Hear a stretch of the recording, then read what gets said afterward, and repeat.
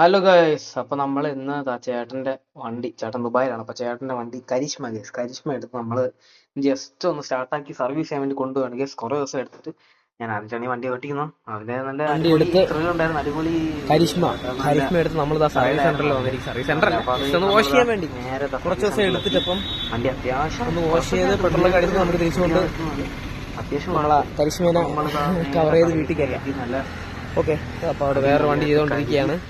എത്രയും പെട്ടെന്ന് കൊണ്ടുപോയിരിക്കുകയാണ്.